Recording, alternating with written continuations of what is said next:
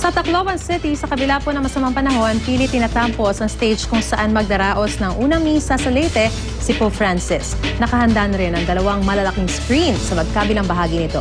May news to go si Chino Gaston. Chino? Tama ka dyan, Maris. Dito mga nakaraang araw, ayon sa mga residente dito sa Tacloban City, ay patuloy daw ang pagbagsak nitong ulan.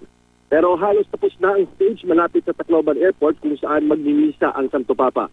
May malaking cross sa entablado at tanaw mula rito ang bitak sa seawall ng airport kung saan dumaan ang storm surge noong kasagsagan ng bagyong Yolanda.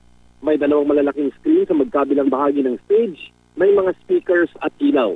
May area para sa mga paring co-celebrant, may stage para sa choir at may mataas na metal scaffolding na may bleachers para sa media. May malaking espasyo sa tapat ng entablado na tila buffer area mula sa area naman na nakatalaga para sa mga mamamayang magsisimba. Nakahati sa iba't ibang section ng audience area na gawa sa PVC at kahoy. Sabi ng foreman ng construction na ating nakausap kanina na antala ang construction dahil sa pag-ulan nitong mga nakaraang araw. Pero umaasa sila na ang main o yung kalakhang bulk ng construction ay matatapos ngayong araw sa kabila ng patuloy na pag-ulan. At yan ang latest mula rito sa Tacloban City. Balik sa inyo sa studio. Maraming salamat, Chino Gaston.